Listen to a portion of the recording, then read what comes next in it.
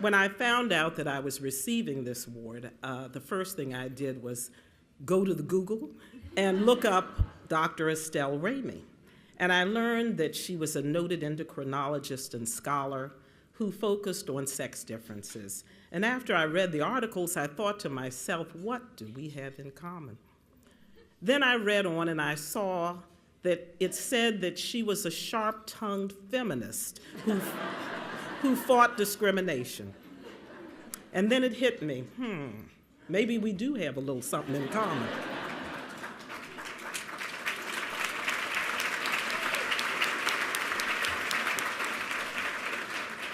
We both learned to use our voices to speak not just for ourselves, but for all women. I remember my first day and my first boss at HHS when he said to me, and I quote, "It must be something with your double burden." I said, "What do you mean?" He said, "Well, you know, you're black and you're a woman." And I said without blinking, "Well, you know, my mother told me those were my greatest assets."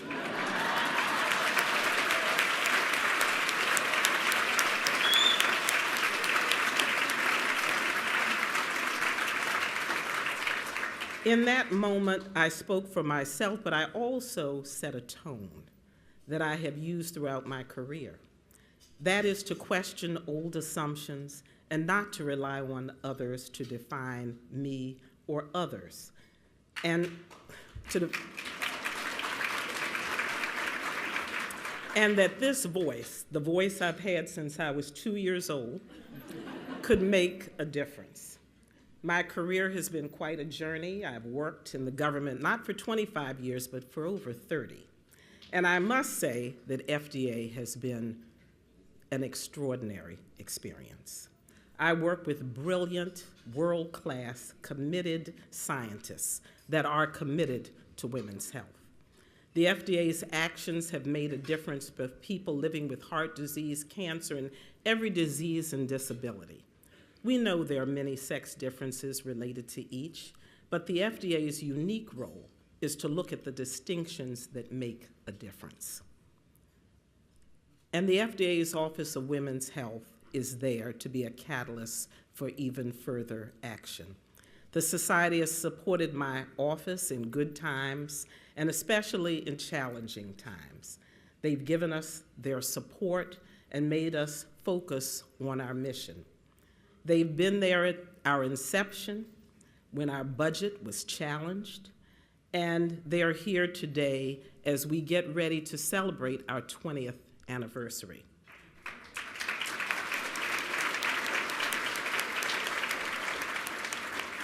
As we look to the future, OWH is developing a strategic plan, a research and development roadmap, and new educational materials. We will be sharing more about that with you very soon.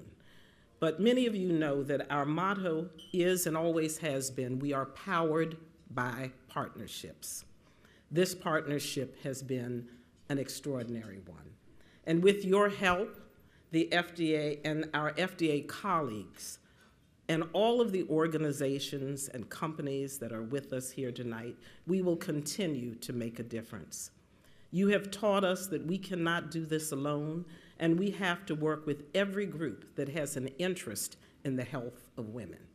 Advocacy groups, minority groups, disease groups, health professionals, industry, and academia, we all have a role.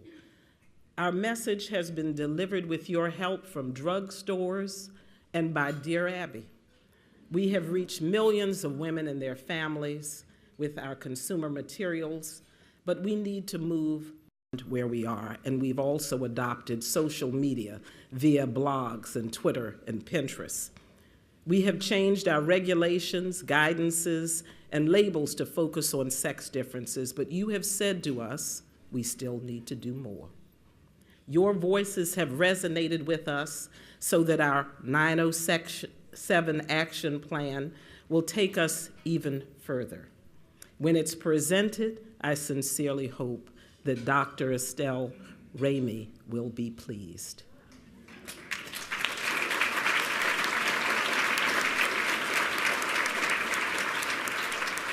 And if not, I'm sure you will let us know. So again, thank you, thank you, thank you.